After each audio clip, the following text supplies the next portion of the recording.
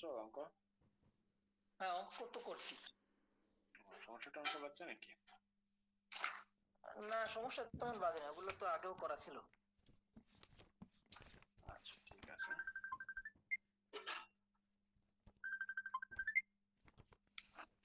তাহলে আমি শুরু করবো। ভাই রিডিং এর একটু মানে এক জায়গায় একটু সমস্যা আছে, একটু দেখায় নি। বলো। দাঁড়ান, হারাই গেছে ব্যাগটা।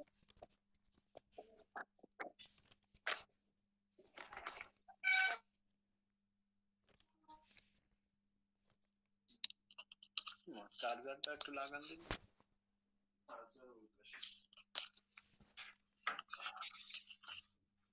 ভাইয়া ওই যে 4টা কোয়ান্টাম সংখ্যার পারমাণবিক বর্ণালী রেখার সম্পর্ক, মানে সূক্ষ্ম রেখাগুলোকে কোন যন্ত্রে কিভাবে রাখলে কিভাবে বিচ্ছিন্ন হয়ে পড়ে, ওইগুলো কি পড়া লাগবে ভালো করে? না, এই জিনিস তোমাদের, এই চার্জার না, ফোনের চার্জার, এই জিনিস তোমাদের আসলে এরকম ব্রড নাই, বুঝছো? যদি ইচ্ছা হয় যে ভাই আমি একটু জানার জন্য পড়বো, তাহলে হচ্ছে আহ এই সম্পর্কে ইউটিউবে এরকম অনেকগুলো ভিডিও তুমি পাবা। সে তুমি সার্চ দিতে পারো এটা দিয়ে, বুঝছো? ইঞ্জিনিয়ারিং কেমিস্ট্রি লিখে সার্চ দিলেও আশা করা যায় পাওয়ার কথা। আমরা মাঝে কিছুদিন আগে পড়ছিলাম। তো এত জিনিস আসলে দরকার নাই, বুঝছো? এখানে তোমাদের এই যে সহকারী কোয়ান্টাম সংখ্যা, প্রধান কোয়ান্টাম সংখ্যা, এই যে জিনিসগুলো আছে, এই জিনিসেরও অনেক ডিটেল কথাবার্তা আছে, বুঝছো? হুম। যদি ইচ্ছা হয় যে ভাই আমি একটু পড়ে দেখবো, জানতে চাই, তাহলে দেখতে পারো, তবে পরীক্ষার জন্য দরকার নাই এক্সট্রা। ঠিক আছে। অঙ্ক করছো? হ্যাঁ। আচ্ছা। পরীক্ষা কেমন হয়েছে তোমাদের? পরীক্ষা তো হয়েছে সবগুলা মোটামুটি। রেজাল্ট দিবে কবে? রেজাল্ট একটু দেরিতে দেবে, আমি ওই টেস্ট পরীক্ষা ছিল, টেস্টের রেজাল্টের পরে আমাদেরটা দেখি।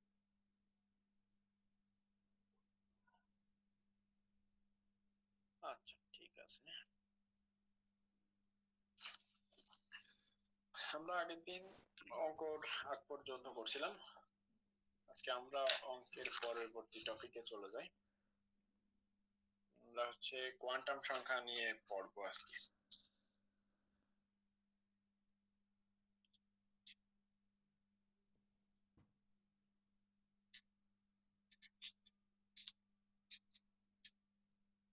আচ্ছা, কোয়ান্টাম সংখ্যা হচ্ছে যে সংখ্যা সেটের মাধ্যমে কোনো পরমাণুতে ইলেকট্রনের অবস্থান সঠিকভাবে প্রকাশ করা যায়, তাকে কোয়ান্টাম সংখ্যা বলা হয়।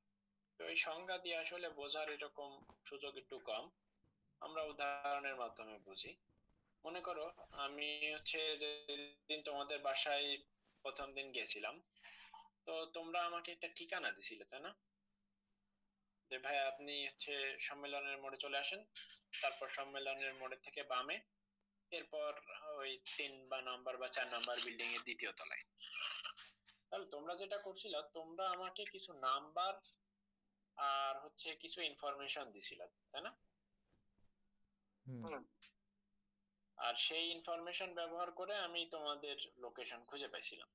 তো কোয়ান্টাম সংখ্যা হচ্ছে পরমাণুর ওই ইনফরমেশন বা ওই অ্যাড্রেস, যে অ্যাড্রেস বরাবর গেলে আমরা কোন একটা স্পেসিফিক ইলেকট্রনের, মানে ইলেকট্রনকে খুঁজে পাবো। তার মানে এটা হচ্ছে ইলেকট্রনের অ্যাড্রেস কাইন্ড অফ, ঠিক আছে? হুম। আচ্ছা, তো অ্যাড্রেসের কিন্তু একদম প্রথম অংশে থাকে হচ্ছে বড় জায়গার নাম, তাই না? তারপরে আস্তে আস্তে ক্ষুদ্র হতে হতে হতে তোমাদের ফ্ল্যাট নাম্বার পর্যন্ত চলে যায়। তো কোয়ান্টাম সংখ্যাও এরকম কতগুলো কোয়ান্টাম সংখ্যা আছে যেগুলো আসলে বড় থেকে ক্ষুদ্র ক্ষুদ্র দিকে যায়। তো কোয়ান্টাম সংখ্যা হচ্ছে 4 প্রকার। এটা হচ্ছে প্রিন্সিপাল কোয়ান্টাম সংখ্যা বা একে প্রধান কোয়ান্টাম সংখ্যা বলা হয়। প্রধান কোয়ান্টাম সংখ্যাকে আমরা এন দিয়ে রিপ্রেজেন্ট করি,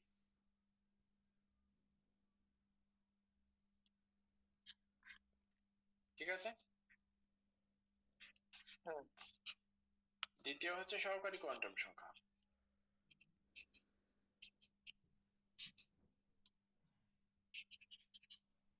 সহকারী কোয়ান্টাম সংখ্যাকে আমরা এল দিয়ে রিপ্রেজেন্ট করি, স্মল এল।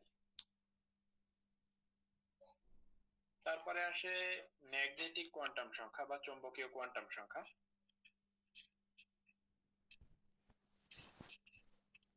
চৌম্বকীয় কোয়ান্টাম সংখ্যাকে আমরা এম দিয়ে রিপ্রেজেন্ট করি।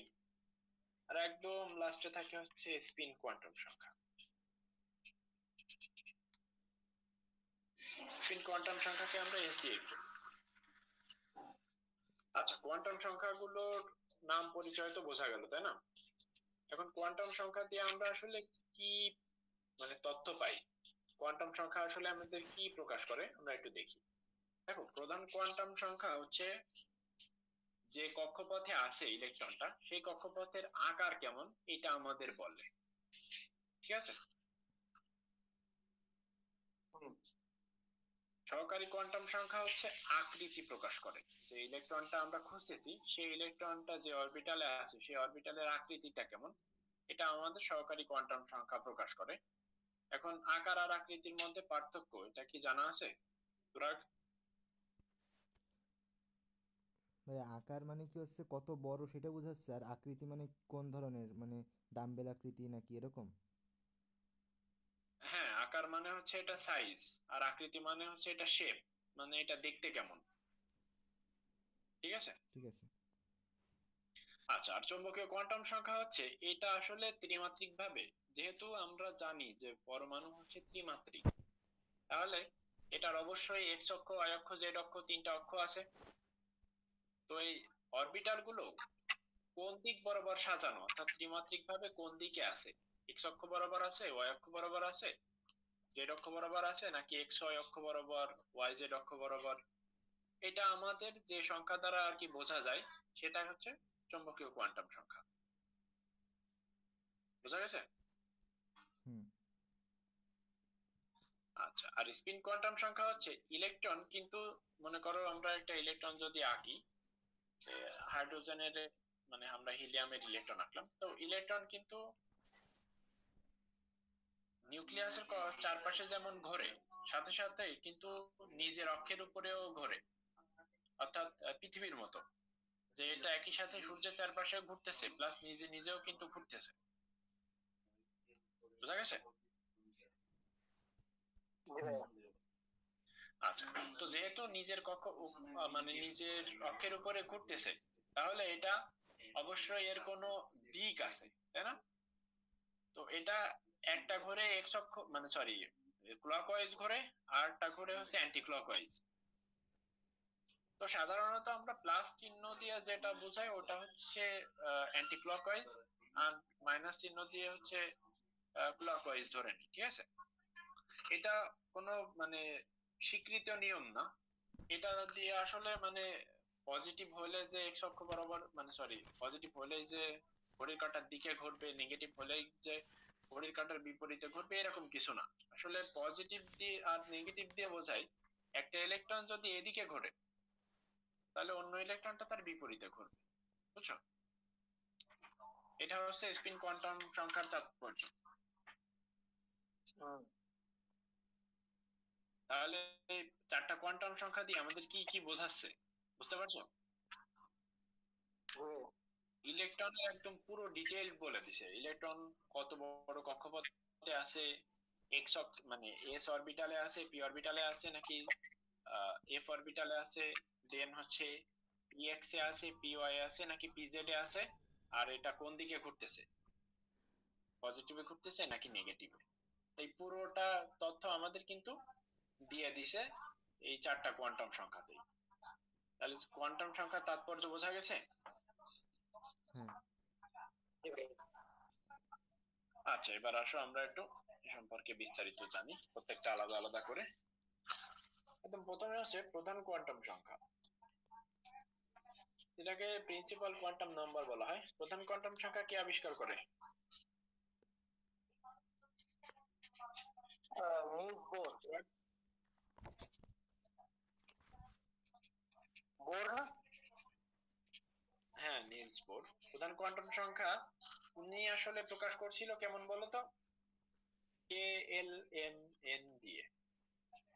কিন্তু আমরা আধুনিকে কিন্তু 4 5 6 2 3 এভাবে প্রকাশ করি, তাই না? কখনো কি কে এল এম ইউজ করছো তোমরা? 9 10 একটু করছিলাম। ইন্টারমিডিয়েটে কিন্তু কোথাও নাই। হুম, মাঝে মাঝে আচ্ছা, উদ্দীপকে আসে। হ্যাঁ উদ্দীপকে আসে তো আমাদের একটু ভেবেচাকা খাওয়া দেওয়ার জন্য। কিন্তু আমরা সূত্র টুত্র, এই যে আগের দিন সূত্র টুত্র করছো, সব জায়গায় কি আমরাও 1 2 3 এন এর মান? হুম, আচ্ছা, তো যদি এন এর মান 1 হয় তাহলে হচ্ছে কে, যদি 2 হয় তাহলে এম, 3 হলে এন, এইভাবে চলতে থাকবে, বুঝছো? ঘুরে যাচ্ছে। আচ্ছা, তো প্রধান কোয়ান্টাম সংখ্যা দ্বারা কি প্রকাশ পায়? শক্তি স্তরের আকার, আকার। উত্তরের আকার। এমসিকিউ তে কিন্তু এই কয়টা ইম্পর্টেন্ট, এই যে মানে প্রত্যেকটা কোয়ান্টাম সংখ্যার কি কি নির্দেশ করে, এটা ইম্পর্টেন্ট। আচ্ছা, এটা সর্বোচ্চ ইলেকট্রন সংখ্যা আমরা ক্লাস 9 10 এ বের করতাম কি সূত্র দিয়ে, মনে আছে? 2NF2। আমরা ক্লাস 9 10 এ এরকম করতাম না, 8 18 32, 9 10 এ না সম্ভবত, এই 8 এ, হ্যাঁ, মনে আছে তোরা? জি ভাইয়া। আচ্ছা, ওইটা কিন্তু এখান থেকে আসে, মানে একটা প্রধান কোয়ান্টাম সংখ্যাতে সর্বোচ্চ কতগুলো ইলেকট্রন থাকতে পারে সেটা 2n² দিয়ে বের করা যায়। তাহলে 1 নং কক্ষপথে থাকবে 2টা, 2 নং এ থাকবে 18টা, 3 নং এ থাকবে 32টা, এইভাবে করে বাড়বে।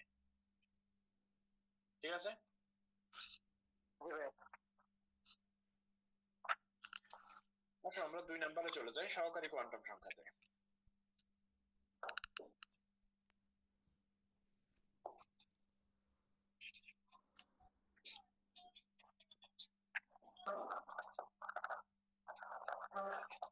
সহকারী কোয়ান্টাম সংখ্যাকে আমরা ছোট হাতের এল দিয়ে রিপ্রেজেন্ট করি, কেউ আবার বড় হাতের এল টেল দিয়ে দিও না। আর সহকারী কোয়ান্টাম সংখ্যা কি নির্দেশ করে? আকৃতি। আকৃতি নির্দেশ করে। এল এর মান কিন্তু তুমি ইচ্ছা মতো নিতে পারবা না, এল এর একটা নির্দিষ্ট মান আছে, সেটা হচ্ছে এল এর মান 0 থেকে n-1 পর্যন্ত।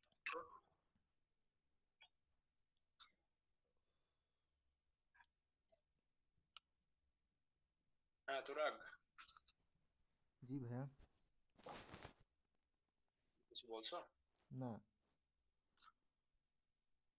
আচ্ছা, এল এর মান 0 থেকে n-l পর্যন্ত। তাহলে যদি আমাদের বলে যে n = 4 হলে এল এর কয়টি মান সম্ভব? 4টা। তাহলে কি করবো বলো তো? l আমরা 0 বসাবো, 1 2 3। আর l যদি 1 মানে 0 হয় তাহলে কি কোন অরবিটাল পাওয়া যায়? p d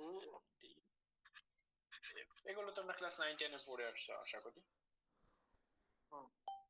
পড়ছো না? s এর মান 0। আচ্ছা, একটা সহকারী কোয়ান্টাম সংখ্যা বা সহকারী এই অরবিটালে কতগুলো সর্বোচ্চ ইলেকট্রন থাকে তার একটা মানে সূত্র আছে, আমরা সূত্রটা দেখি। একটি এল এর সর্বোচ্চ ইলেকট্রন সংখ্যা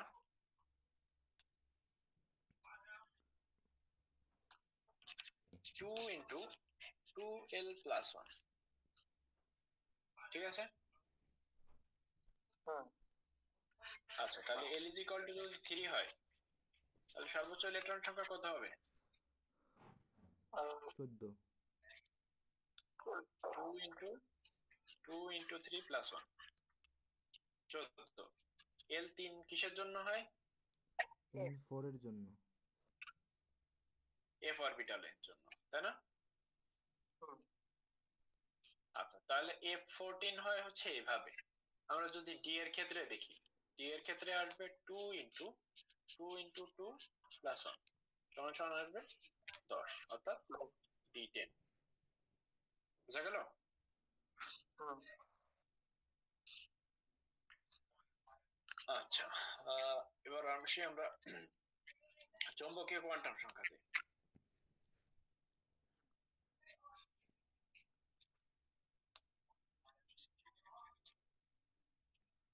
চৌম্বকীয় কোয়ান্টাম সংখ্যাকে আমরা হচ্ছে এম দিয়ে রিপ্রেজেন্ট করি, ঠিক আছে? এটা হচ্ছে আমাদের অরবিটালে ত্রিমাত্রিক দিক বিন্যাস নির্দেশ করে, ঠিক আছে? ত্রিমাত্রিক দিক বিন্যাস মানে এক্স অক্ষ বরাবর, ওয়াই অক্ষ বরাবর নাকি জেড অক্ষ বরাবর, এটা আমাদের বলে দেয়। হুম। বুঝা গেছে? এবার এম এর মান নির্দিষ্ট, অর্থাৎ এম এর মান তুমি ইচ্ছা মতো নিতে পারবা না। এম এর মান প্লাস এল থেকে 0 সহ মাইনাস এল পর্যন্ত,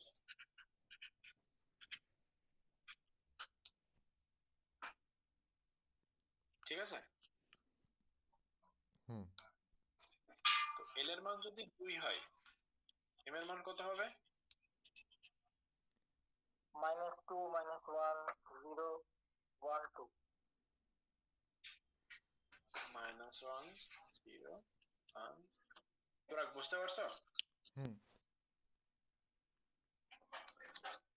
তাহলে বলো তো, এল ইজ ইকুয়াল টু 1 হলে কি হবে? -1 0 +1।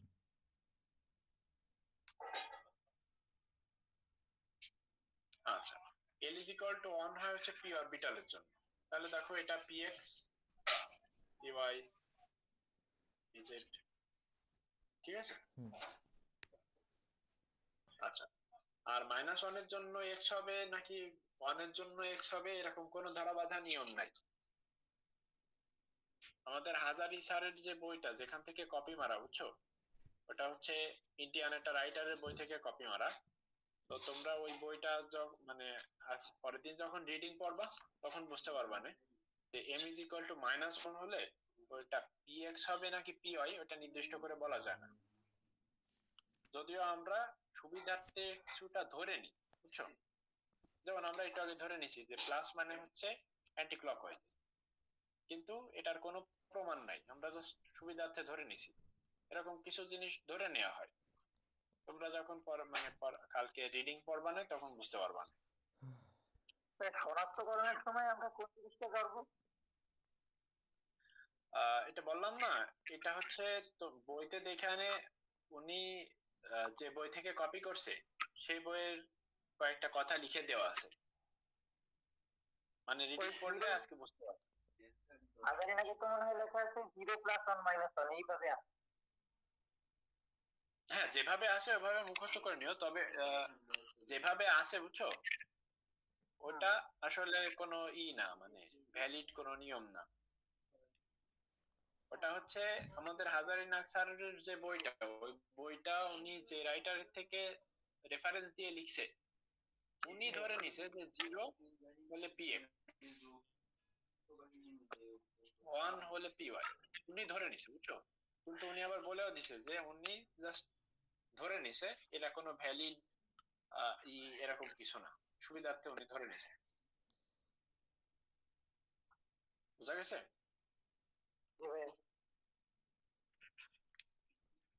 আচ্ছা, এম এর সর্বোচ্চ মান, যদিও তোমাদের বইতে যেটা আছে ওইটা তোমরা রিডিং করে ফেলবা, মানে মুখস্থ করে ফেলবা, কেননা আমাদের এমসিকিউ তে সরাসরি এরকম বলে দেই যে হচ্ছে পি এক্স এর জন্য কত হবে। তখন আমাদের ওই যেহেতু হাজারিনাগের বইতে যা থাকে সাধারণত ওই মেডিকেলে ওটা সরাসরি ধরে উঠায় দিই। তো মেডিকেল ওয়ালাদের জন্য এটা একটু ইম্পর্টেন্ট দিয়ে পড়ার জিনিস। আচ্ছা, এম এর সর্বোচ্চ মান এটা হচ্ছে 2l+1, বুঝছো? মানে এম কতগুলো হবে, অর্থাৎ অরবিটালে কতগুলো ওরিয়েন্টেশন হবে বা কয়টা অরবিটাল হবে, এটা নির্ভর করে হচ্ছে, মানে সরি, এটা বের করে হচ্ছে 2l+1 সূত্র দিয়ে। বুঝা গেছে? পি অরবিটালের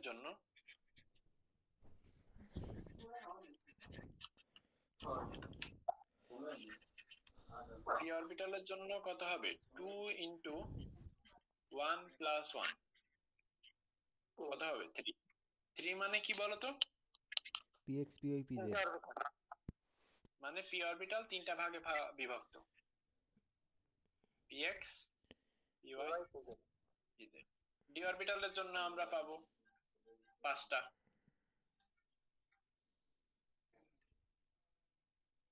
তার মানে এটাখানে pxy pyz pzx px square y square pz মানে sorry dx square y square dz square এভাবে করে আমরা মোট 5টা মান পাবো বুঝা গেছে হুম আচ্ছা আর একটা শক্তি স্তরে অরবিটাল সংখ্যা কত এটা নির্ণয়ের একটা সূত্র আছে শক্তি স্তরে অরবিটাল সংখ্যা এটা হচ্ছে n স্কয়ার দিয়ে বের করা হয় বুঝছো মনে করো হচ্ছে n is equal to 1 অরবিটালে মানে sorry n is equal to 1 শক্তি স্তরে কতগুলো অরবিটাল থাকা সম্ভব এটা হচ্ছে 1 স্কয়ার 1 স্কয়ার মানে হচ্ছে একটা মাত্র 1:2 থাকা সম্ভব ঠিক আছে যদি n is equal to 2 হয় তাহলে 2 স্কয়ার অর্থাৎ 4টা কি কি s px py বুঝা গেছে ভাই তাহলে একটা শক্তি স্তর টোটাল অরবিটাল সংখ্যা হবে হচ্ছে n স্কয়ার যত কয়টা প্রধান শক্তি স্তরের সংখ্যার সমান হবে অরবিটাল না প্রধান শক্তি স্তরের স্কয়ার হবে বুঝছো হ্যাঁ আচ্ছা এবার আসি আমরা স্পিন কোয়ান্টাম সংখ্যাতে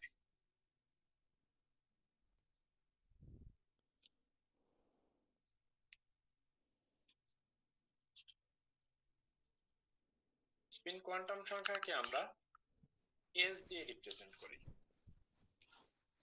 তো স্পিন কোয়ান্টাম সংখ্যা নিয়ে আসলে বেশি কথাবার্তা নাই স্পিন কোয়ান্টাম সংখ্যা দুটা মান হতে পারে একটা হচ্ছে পজিটিভ হাফ আর একটা হচ্ছে নেগেটিভ হাফ ঠিক আছে এটা দিয়ে বোঝায় যে একটা ইলেকট্রন যদি মনে করো আমরা s অরবিটাল আঁকলাম এখানে একটা ইলেকট্রন যদি ঘড়ির কাঁটার বিপরীতে ঘোরে তাহলে অপর ইলেকট্রনটি অবশ্যই ঘড়ির কাঁটার দিকে ঘুরবে এই অপোজিট চিহ্ন বোঝাতে আমরা s এর মান ব্যবহার করি ভাই ঘড়ির কাঁটার দিকের জন্য কি প্লাস হাফ হ্যাঁ মানে এটা অবশ্য কোনো স্বীকৃত নিয়ম না বুঝছো এটা আমাদের হাজারি স্যারের বইতে আছে ও যদিও তোমরা পরবর্তীতে যখন অনার্সে উঠবা তখন দেখবা এটার কোনো নাই একটা প্লাস হইলে আরেকটা মাইনাস হ্যাঁ এটা হচ্ছে বিপরীত মানে দিক বোঝাতে প্লাস মাইনাস ইউজ করছে ঠিক আছে হুম যদিও তোমরা পরের দিন মানে আজকে রিডিং পড়লে বাকিটা বুঝে যাবা না বইতে যা যা লেখা আছে তোমরা সেই সেই জিনিসগুলো পড়বা আর এগুলো একটু জেনে রাখলে যে আর কি আসলটা কি আমাদের বইতে তো আসলে পুরো সব জিনিস ঠিক এমন না কিছু জিনিস থাকে যে সব জিনিস হচ্ছে পুরোপুরি লেখা না বা আংশিক এখানে ওরকম মানে ভুল না এটা আংশিক ভাবে করা মানে উনি আর কি ক্লারিফাই করে দেন যে এটা হচ্ছে পজিটিভ হাফ নেগেটিভ হাফ দিয়ে বিপরীতটা বোঝাতে ইউজ করা হয় উনি জাস্ট বলে দিছে যে পজিটিভ হাফ হলে হচ্ছে ঘড়ির কাঁটার বিপরীতে আর নেগেটিভ হাফ হলে হচ্ছে ঘড়ির কাঁটার দিকে আচ্ছা আমাদের পরীক্ষায় যেটা আসে আমরা এর একটা কোশ্চেন সলভ করি আমাদের পরীক্ষায় তোমরা এখনো ফেস করছো কিনা জানি না এরকম আসে এল কক্ষপথের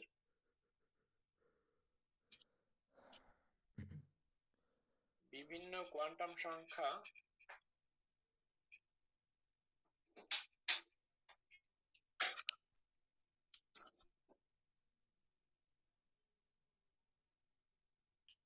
নির্ণয় করো। আর ঘ নম্বরে আসে নির্ণয় পূর্বক ইলেকট্রন সংখ্যা হিসাব করো।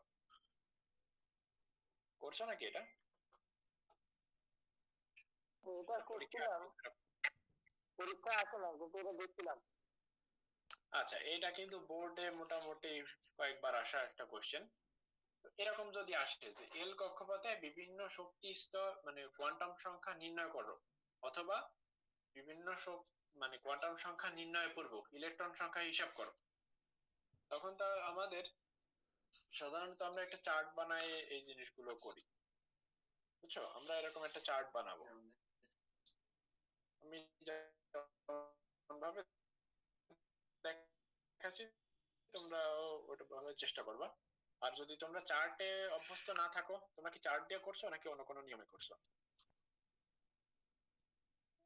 চার্জ দিয়ে রবি, রবি বলছি কেন নোমান? চার্জ দিয়ে করছি। আচ্ছা ঠিক আছে, চার্ট দিয়ে করাই ভালো, বুঝছো?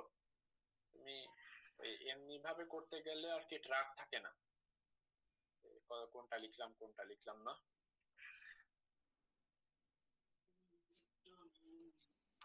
আচ্ছা, তো আমাদের যেটা করতে হবে, আমাদের একটা ঘর বানাতে হবে। আচ্ছা, তার আগে বলো, যদি আমাদের এল কক্ষপথ বলে তাহলে এন এর মান কত? 2। 2।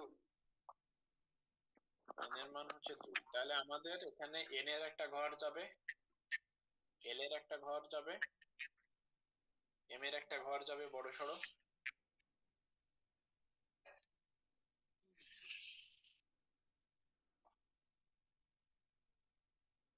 আর এস এর একটা ঘর যাবে। ঠিক আছে? আর লাস্টেরটা হচ্ছে ইলেকট্রনের ঘর।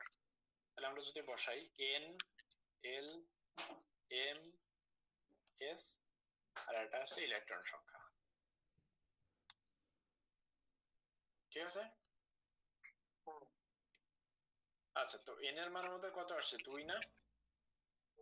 দুইটা ঘর লাগবে। তাহলে আমরা কি কি পাবো? এল এর মান 0 এবং 1। আর 0 এর জন্য আমরা আর একটা নতুন ঘর বানাবো। তো 0 এর জন্য আমরা এম এর মান কি কি পাবো?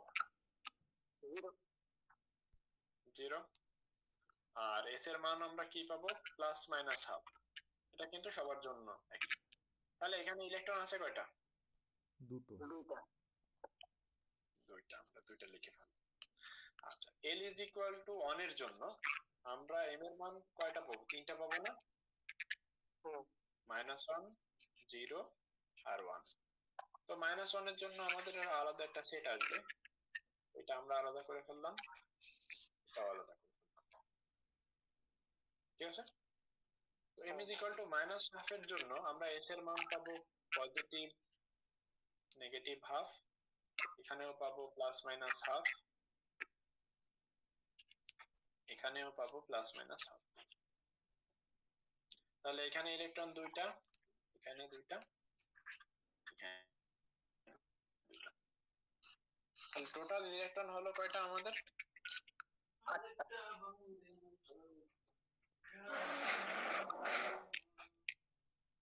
তাহলে এরকম অঙ্ক আসলে কিভাবে করতে হবে বোঝা গেছে? মানে এরকম অঙ্ক না, মানে এরকম পরীক্ষায় যদি কোশ্চেন আসে। আর যদি n এর মান 3 হয়, তোমাদের পরীক্ষায় n এর মান 3 আসার সম্ভাবনাই বেশি। যদি 3 হয় তাহলে কিন্তু ঘর আরো বড় হবে।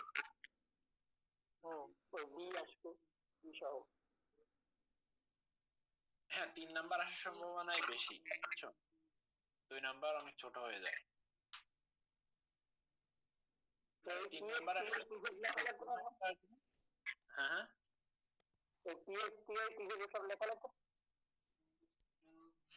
বুঝি না, আরেকবার বলো। ওই পিএক্স পিওয়াই পিজেড এসব কি লেখা লাগবে? না না, এগুলো লেখার দরকার নেই। তোমার জাস্ট ওই কোয়ান্টাম সংখ্যার মান চাইছে না? দেখো, কোয়ান্টাম সংখ্যা কিন্তু আমাদের মান বের হয়ে গেছে, যে এখানে L0 এর জন্য M0, S plus minus half. n2 l1 m-1 plus minus half. অনেকগুলো সেট তৈরি হয়েছে, কিন্তু এতগুলো সেট খাতায় লেখা সম্ভব না, এই জন্যই আমরা এই ইসের মাধ্যমে লিখছি, বক্সের মাধ্যমে লিখছি। হুম, বুঝছো? জি ভাই। আচ্ছা, আগের দিন আমি কি ইলেকট্রন বিন্যাসের নীতি শিখাইছিলাম? না। আচ্ছা, তাহলে আমরা ইলেকট্রন বিন্যাসের আজকে কিছু নীতি দেখবো, যেগুলো তোমরা অলরেডি ক্লাস 9-10 এ আশা করি পড়ে আসছো। পলির বর্জন নীতি জানা আছে এটা কি? ওই কোনো আহ, মানে কোনো পরমাণু দুটো ইলেকট্রনের চারটা কোয়ান্টাম সংখ্যার মান কখনোই সমান হবে না, একই পরমাণুতে। আচ্ছা, একই পরমাণুতে। হ্যাঁ হ্যাঁ, আলাদা পরমাণুতে হওয়া কিন্তু সম্ভব। তো আমরা এটা একটু হিলিয়ামের ক্ষেত্রে একটু দেখি যে আসলে কতটা সত্যি। তো মনে করো আমরা এরকম একটা বক্স বানালাম। তো এখানে এন, এল, এম আর হচ্ছে এন, এল, এম আর হচ্ছে এস। তাহলে আমরা দেখো, প্রথমে এন বসালাম, এল, এম, এস, আর একটা আমাদের লাগতেছে না, এটা বাদ দাও। তো আমরা ইলেকট্রন 1 হিলিয়ামের জন্য আমরা এটা কনসিডার করতেছি, ঠিক আছে? তো হিলিয়ামের ইলেকট্রন 1 এর জন্য এন এর মান কত? 1, 1, 1। এল এর মান? 0, 0, এম এর মান? 0, 0, আর এটা হবে প্লাস হাফ। পজিটিভ হাফ, আর এটা মাইনাস হাফ, তাই না? তো দেখো সবগুলো হচ্ছে নাম্বার একই, তো লাস্টে এসে একটা নাম্বার চেঞ্জ হয়ে গেছে। তো পলির বর্জন নীতি আমাদের এটাই বলে যে পরমাণু, কোনো একটা পরমাণুতে ইলেকট্রনের মানে একাধিক ইলেকট্রনের চারটি কোয়ান্টাম সংখ্যা কখনোই সমান হবে না, যে কোনো একটা কোনো না কোনো ভাবে চেঞ্জ হবে, ঠিক আছে? এইটাকে পলির বর্জন নীতি বলা হয়, ঠিক আছে? আচ্ছা, হুন্ডের নীতি আমাদের পরবর্তী টপিক। হুন্ডের নীতি মনে হয় ক্লাস 9-10 এ ছিল আমার যত মনে পড়ে। তো হুন্ডের নীতিতে আমাদের একটা অরবিটালে, মনে করো আমরা পি অরবিটালের কথা বলতেছি, পি অরবিটালে 3টা ভাগ থাকে, তাই না? তো ইলেকট্রন, মনে করো এখানে 4টা ইলেকট্রন আছে, 4টা ইলেকট্রন কিন্তু এইভাবে ঢোকে না, বুঝছো? ইলেকট্রন ঢোকে এমন ভাবে যাতে এরা সর্বাধিক বিজোড় অবস্থায় থাকতে পারে। অর্থাৎ প্রথম 4টা ইলেকট্রনের প্রথমে এরা 1টা, 2টা, 3টা। আমার মাইক অফ কর, ইকো আসে। আচ্ছা, এবার ঠিক আছে? জি ভাই। আচ্ছা, তো দেখো এখানে 4টা ইলেকট্রন আমরা প্রবেশ করাচ্ছি। 4টা ইলেকট্রন প্রথমে এসে এভাবে 1 2 3টা ঢুকলো, তারপরে এসে আরেকটা ঢুকলো। তো হুন্ডের নীতি আমাদের পরে ইলেকট্রন সর্বাধিক বিজোড় অবস্থায় থাকার চেষ্টা করে, এবং যখন আর কোনো উপায় থাকে না তখন এরা এসে জোড় বাঁধে, বুঝছো? এরা কিন্তু জোড় বাঁধায় অতটা আগ্রহী না। তাহলে সর্বাধিক বিজোড় অবস্থায় থাকার জন্য এরা প্রথমে ওই বিজোড় অবস্থায় প্রবেশ করে, অর্থাৎ প্রথমে এই 3টা থাকে, এই সর্বাধিক বিজোড় অবস্থায় থাকার চেষ্টা করবে, কিন্তু দেখা গেল আমাদের ইলেকট্রন হচ্ছে 4টা, তাহলে এরা বাধ্য হয়ে আরেকটা জোড় গঠন করবে, কিন্তু সর্বাধিক অর্থাৎ 2টা বিজোড় ইলেকট্রন কিন্তু এরা রাখছে। বুঝা গেছে? জি ভাই। তোরা বুঝতে পারছো এটা? জি ভাই। আচ্ছা, তো হুন্ডের নীতি আশা করি সহজ জিনিস, বলা বানাই দেবে। লাস্টেরটা আসে আউবাউ নীতি। বলতো আউবাউ কোন দেশের বিজ্ঞানী ছিল? আপু সে তো বুঝতে পারি না। সুইডিশ নাকি? আউটবাউ নীতি ক্লাস 9-10 এর দিয়ে পড়তেছো, এখনো যদি এটা না জানো তাহলে হয়? কোন দেশের বিজ্ঞানী সে তো মনে থাকে না। আচ্ছা, আউটবাউ নীতিকে আরেকটা নাম আছে N+L নীতি, ঠিক আছে? আউটবাউ মানে হচ্ছে বিল্ডিং আপ থিওরি, বুঝছো? আউটবাউ একটা জার্মান শব্দ, এটা কোনো বিজ্ঞানীর নাম না, বুঝছো? আচ্ছা, তো আউটবাউ নীতি আমাদের বলে, মানে আউটবাউ নীতির মাধ্যমে আমরা ইলেকট্রনের শক্তি বের করতে, সরি, কক্ষপথের শক্তি বের করতে পারি। যেমন মনে করো এটা হচ্ছে 3D অরবিটাল, এটা হচ্ছে 4s অরবিটাল, তাহলে 3D অরবিটালে শক্তি কত এটা আমরা N+L দিলে বুঝতে পারি। এখানে n এর মান কত 3, l এর মান কত তুরাগ? 2, আর এখানে 0। আচ্ছা, তাহলে এখানে কত হবে 5, হবে 4। কোনটা নিম্ন শক্তি স্তর বিশিষ্ট? 4s। 4s। তাহলে ইলেকট্রন আগে কোথায় ঢুকবে, 3D তে নাকি 4s এ? 4s এ। আচ্ছা, তাহলে যেহেতু গ্রেটার দ্যান 4, তাহলে 4s এ আগে ঢুকবে, দেন 3D তে যাবে। বুঝা গেছে? তাহলে আউটবাউ নীতিটা হচ্ছে বিল্ডিং আপ থিওরি, অর্থাৎ ইলেকট্রন আগে কম শক্তি স্তরে প্রবেশ করবে, সেটাকে পরিপূর্ণ করে তারপর উচ্চ শক্তি স্তরে যাবে, বুঝছো? হুম। আচ্ছা, আর যদি এমন হয় দুইটার সংখ্যা সেম, মনে করো 5+5, যেমন হতে পারে কেমন, যে আমরা 4p-র কথা বললাম, 4p আর 3D, দুটার মধ্যে কে শক্তিশালী, মানে সরি, কে কম শক্তি সম্পন্ন? 3D। তোরা বলো তো 3D। কেন? ওই যে n এর মান কম তাই। আচ্ছা, এক্স্যাক্টলি, যখন N+L এর মান সমান হয়ে যাবে, তখন আমার দেখতে হবে কার n এর মান কম, অর্থাৎ কার প্রধান শক্তি স্তরের মানটা কম, সেটা হবে হচ্ছে নিম্ন শক্তি স্তর সম্পন্ন। বুঝতে পারছো? হুম। আচ্ছা, ঠিক আছে, তোমাদের নতুন বইটা একটু বের করো, ওটা আমাদের আর কি অনেকখানি রিডিং পড়া লাগবে এখান দিয়ে।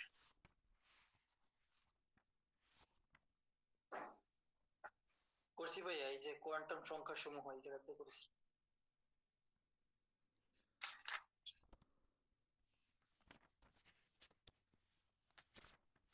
আচ্ছা, দাঁড়াও, আমার বইটা একটু এনে নি।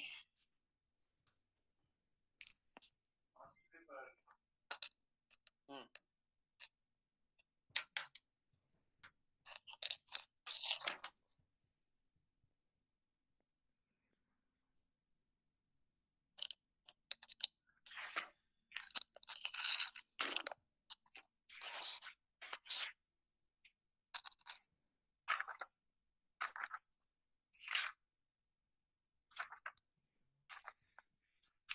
আচ্ছা, আগের দিন যা পড়াইছিলাম তারপরে দেখো, এই যে কোয়ান্টাম সংখ্যা এবং ইলেকট্রন ধারণ ক্ষমতা, এখান থেকে রিডিং পড়তে পড়তে পড়তে পড়তে চলে আসবা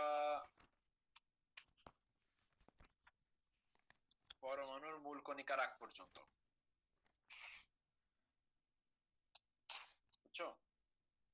108 পৃষ্ঠা, ঠিক আছে। আচ্ছা, এরপর পড়া শেষ হয়নি, দাঁড়াও, আমরা ইলেকট্রনের শিখে ফেলছি, ইলেকট্রনের বিন্যাসের নীতি। তো 2.4-এ চলে যাও, 121 পেজ, পাইছো? এ তো অরবিট অরবিট পাইছি পাইছি। সীমান্ত আম্মু ফোন, আম্মু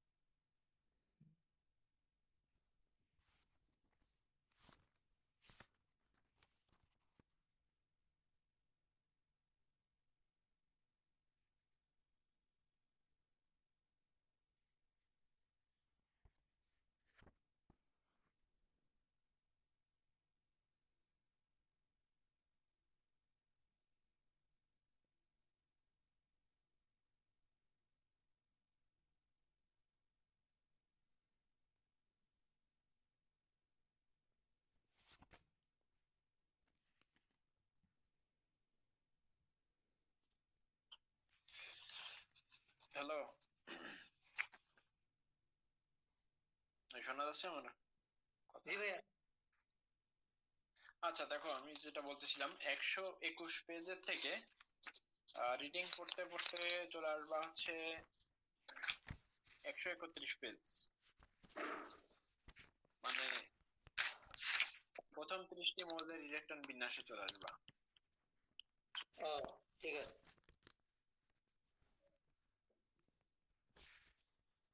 হুম।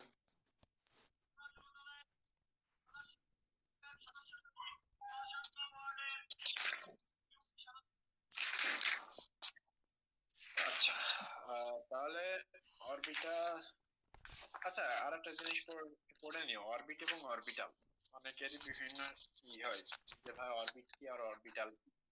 অরবিটাল হচ্ছে প্রধান কোয়ান্টাম সংখ্যার ওই যে এইটা, বুঝছো? এম এর মান, ওই মানে অরবিট তো এন এর মান, আর অরবিট হলো সেম এর মান।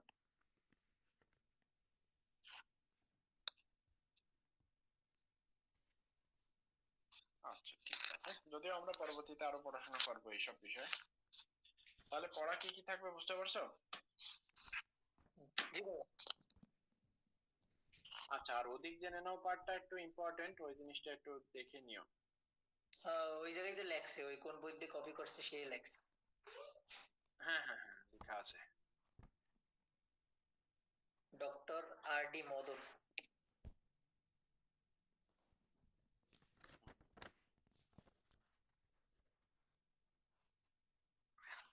আচ্ছা যাই হোক, তাহলে আজকে ক্লাস এই পর্যন্তই। তোমরা পরের দিন সব পড়ে টরে আসো। ঠিক আছে ভাই। আচ্ছা। আসসালামু আলাইকুম।